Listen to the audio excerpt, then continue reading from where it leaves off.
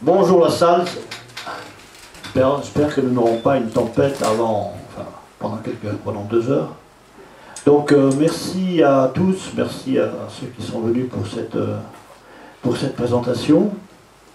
Donc je vais vous présenter quelques dossiers ufologiques autour de la Roumanie, à propos, en liaison avec un livre qui a été publié en français en février 2020, qui s'appelle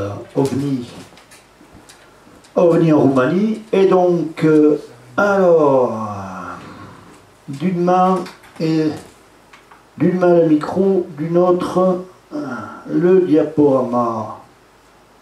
Il faudrait s'appeler Shiva, du hindou. Oui. Donc, j'ai quand même présenté une petite carte générale de la Roumanie, parce que, voilà, pour nous rappeler, hein, vous voyez la Roumanie, ici la mer Noire, sous la Bulgarie, Serbie, Hongrie, où c'est l'Ukraine, la Moldavie. Donc, l'ufologie en Roumanie, eh bien, c'est un pays qui a une histoire ufologique, spécialement monsieur qui s'appelle Ion Obana, qui a écrit des livres à partir des années 70, qui a voyagé en Europe, en France. Alors, j'avais mis monsieur Vlad l'Empaleur, une image d'Épinal sur la Roumanie. Ici, vous avez l'auteur Dan Farkas, qui est un scientifique, un universitaire roumain, dont je vais vous donner faire le portrait bientôt. Ici, le livre, donc c'est l'édition en langue anglaise. Bien sûr, le livre a été publié en roumain, puis en langue anglaise en 2017 ou 2016. Donc voici la traduction dont je suis l'auteur. Je suis l'auteur de cette traduction, OVNI en Roumanie. Le livre a été préfacé par un ufologue français, membre d'une association d'archives ufologiques nationales qui s'appelle le SO. Dans cette salle se trouvent 2 membres de l'association SO, moi-même et une personne qui vous salue ici, qui tient la caméra. La personne qui a écrit cette préface s'appelle Didier Charnay. C'est un monsieur qui a connu la Roumanie, qui a voyagé en Roumanie depuis les années 80, qui a connu personnellement Ion Obana,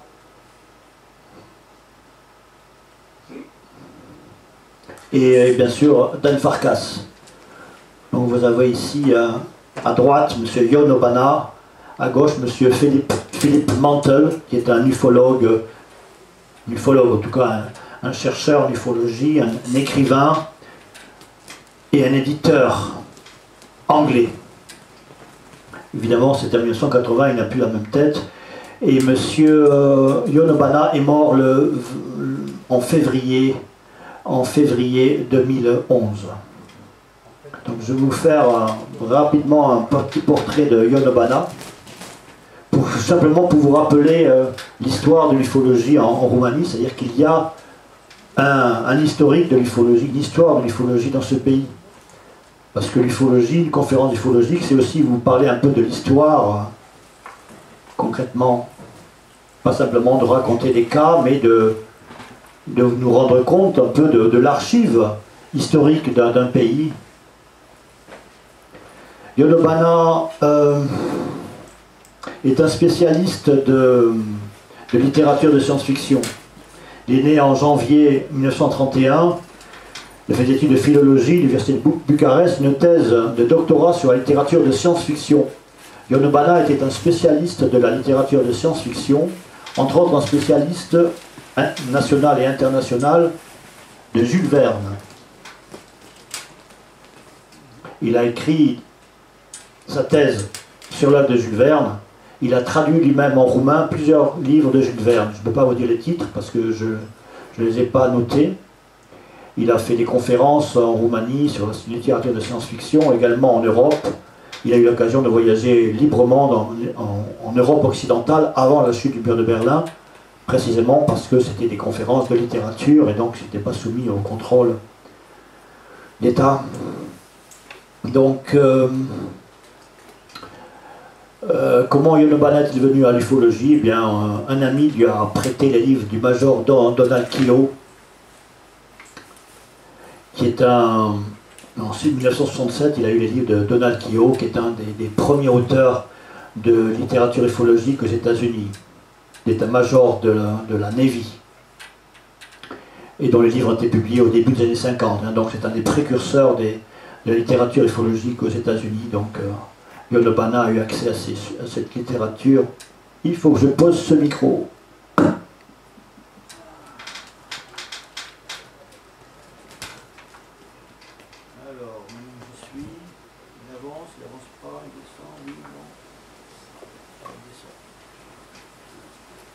Oui, il descend. Donc, Yono Bana a écrit un livre qui s'appelle en français Les ovnis en URSS et dans les pays de l'Est.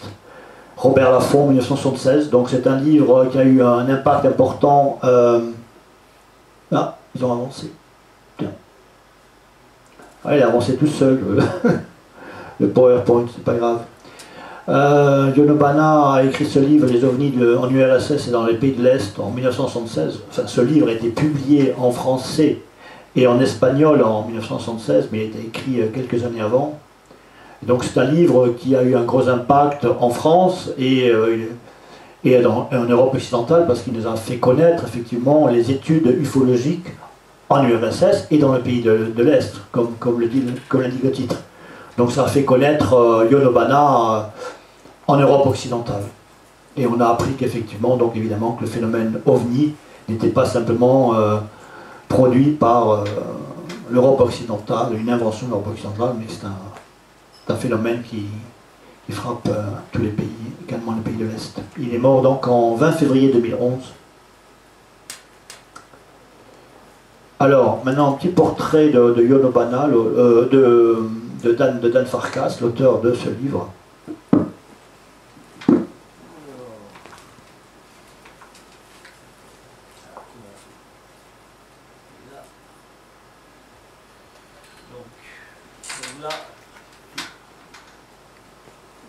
Donc là, vous avez le livre de Yono Bana en anglais et en français. Vous voyez. Yono Bana, on l'a vu. Je cherche la photo de l'auteur.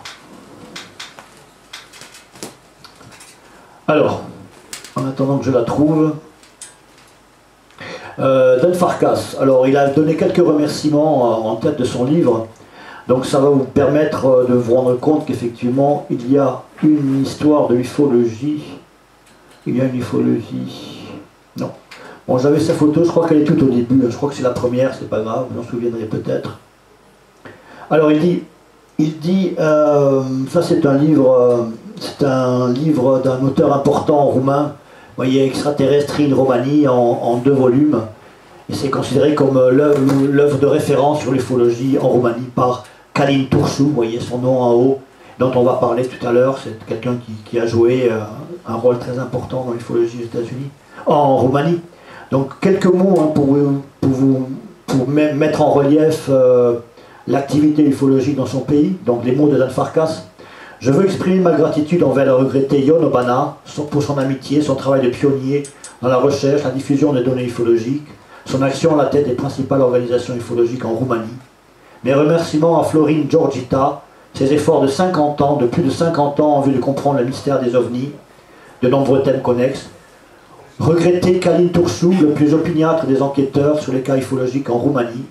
Adrian Patrout, Alexandre Mironov, Georgi Mandix, Emil Strainu, le regretté Dan Apostol, d'autres, pour avoir partagé dans des livres leurs connaissances sur les ovnis, les extraterrestres, sur d'autres phénomènes étranges, ainsi qu'à tous ceux qui sont plus actifs dans la recherche et à qui je dois tant, le regretté aviateur Dorun Davidavucci, l'astronaute Dumitru Prunariu, les nombreux pilotes militaires qui eurent le courage de rapporter leurs rencontres avec des phénomènes aériens non identifiés.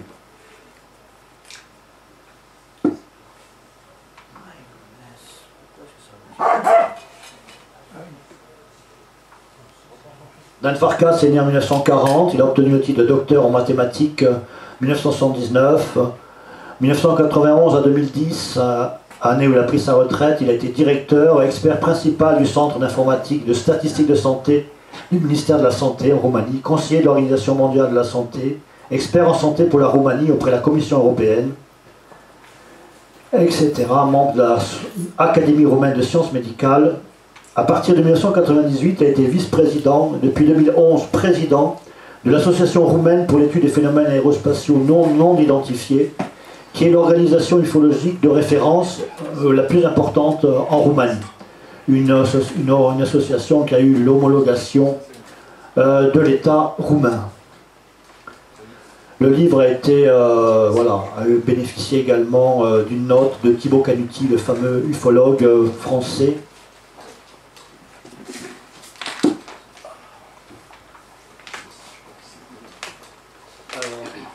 Non. Oh là là, où est-ce qu'on est là? C'est pas vrai ça. Alors voilà. Alors ici vous avez effectivement ici c'est l'adresse d'un site, c'est le site que j'ai créé, enfin qu'un ami a créé pour moi, dans lequel je publie des livres qui sont sur Amazon, des livres qui sont traduits principalement de l'anglais, seront peut-être des livres ufologiques d'auteurs français à l'avenir, et d'auteurs sud-américains ou d'autres langues, éventuellement italien ou roumain, éventuellement, si on trouve les traducteurs. Ça s'appelle Flying Disc France, et là donc vous avez sur ce site l'indication d'une note de lecture sur le livre OVNI en Roumanie par Thibaut Canuti, qui est un éminent historien de l'ufologie française, comme certains d'entre vous le savent sans doute. Et ici c'est son livre, enfin les 2 volumes de son livre, de son histoire de l'ufologie française. Pour ceux d'entre vous qui ne connaissent pas bien l'histoire de l'ufologie française, dans ses détails, depuis les années 50 ou antérieurement, depuis Aimé Michel Autre, on vous conseille vivement, évidemment, les 2 volumes de Thibaut Canuti. Donc, oui, la vague. Alors, non, je vais essayer de retrouver la première... je ne sais pas pourquoi j'ai pas la présentation. Ah voilà, vous avez le portrait de Dan Farkas, hein, vous voyez, il est un peu plus âgé maintenant. Voilà. Donc, sur cette première page, si vous voulez, j'ai donné les quelques thématiques. Hein. Je vais essayer d'aller plus vite maintenant, bien sûr. Il y a beaucoup de choses en Roumanie, beaucoup de cas qui sont divers. Donc j'ai choisi quelques dossiers militaires, parce qu'évidemment, on sait que ce sont quand même en général des dossiers qui sont très sérieux, évidemment, parce que les témoins sont des militaires. Et il y a des dossiers de ce type, j'en ai choisi 4 ou 5, que je vais essayer de décrire rapidement. Contact et enlèvement, bien effectivement, des cas de rencontres rapprochées, des cas d'enlèvement aussi, pour autant que ce soit évidemment réel, authentique. Hein, je vous présenterai les cas, comment ils sont documentés, et bien sûr vous ferez votre opinion. Folklore et paranormal, eh bien, oui, folklore et paranormal, donc dans le contexte de l'ufologie, hein, pas seulement raconter des histoires de fées, mais des contes de fées, mais il y a une tradition effectivement folklorique qui est vivante jusqu'à aujourd'hui, hein, des êtres fantastiques, des êtres féeriques. Entre autres, par exemple, les ILE. Les ILE sont des sortes de fées, des êtres féminins en général, qui se présentent et qui, en général, la rencontre avec les ILE est une expérience dangereuse. Une expérience qui peut se finir mal. Ce sont des femmes très belles, mais s'approcher d'elles et passer du temps avec elles, eh bien, peut s'avérer très dangereux, avec des dommages très sérieux. Donc mais dans certains de ces cas, on peut trouver un lien avec les caractéristiques ufologiques, donc des objets des manifestations diverses qui laissent, je dirais pas qui laissent supposer, mais qui permettent de se poser la question d'un lien entre ces phénomènes qu'on associe à la mythologie, au folklore, et ce qu'on appelle le phénomène ufologique. Encore une fois, vous ferez votre opinion sur les cas qui seront présentés, et puis nous pourrons, j'espère que nous aurons un petit moment pour le débat. Dernier volet, si on peut dire, ça renvoie à un chapitre du livre qui se rapporte à effectivement des programmes de visualisation à distance. Les programmes de visualisation à distance ont existé chez les Américains, existent probablement en France, dans tous les pays développés, dans les services militaires, les services secrets. Donc ce sont des activités dans lesquelles les personnes développent des facultés psychiques particulières qui leur permettent effectivement d'accéder à des lieux distants par la projection mentale. En tout cas, le mystère de la visualisation à distance qu'on appelle en anglais CRV. Non, Remote Control Viewing, RMC. Il se trouve qu'une personne a donné son témoignage dans ce livre et ce témoignage nous présente un lien avec le dossier Bucetji, que certains d'entre vous connaissent, les livres de Radu Sinamar.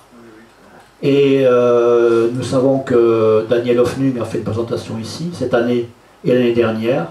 Donc ce sera un petit écho, un petit salut, un petit hommage, surtout à Radu Sinamar, à César Bratt, au dossier Bucetji lui-même.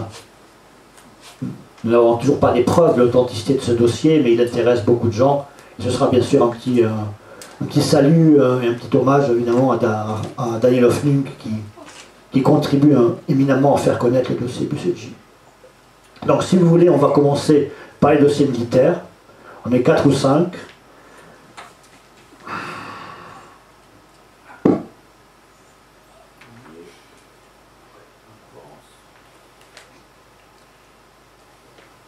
Oui, j'avais un dossier sur la vague de 1968, qui est une vague importante dans l'ufologie, généralement. Il y a des cas, effectivement, importants de la vague 68. Les gens connaissent bien la vague de 1968. Les amateurs d'ufologie en France savent qu'il y a eu les observations de Cluj, de la forêt de Oyabashu. Et ce cas, je vais en parler dans quelques minutes avec les cas de contact rapprochés. Mais il y a beaucoup d'observations, des observations de Cluj qui sont des ovnis qui ont été étudiés.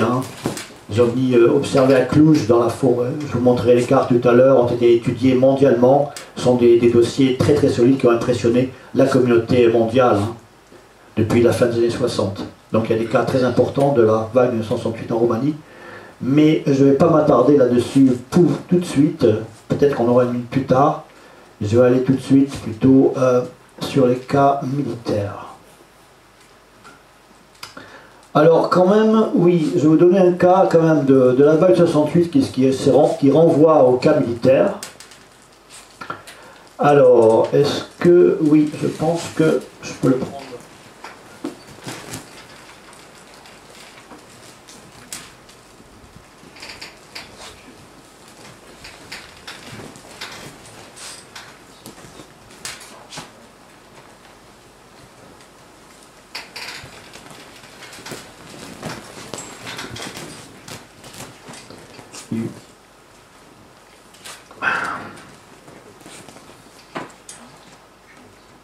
Voilà.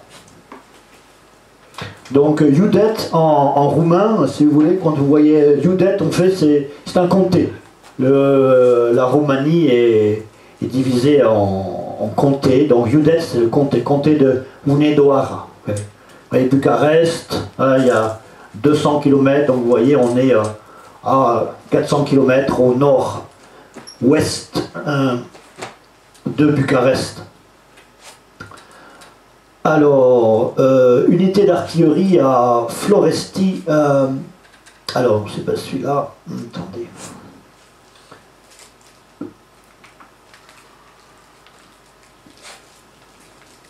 dossier militaire. Ah non, non. C'est pénible.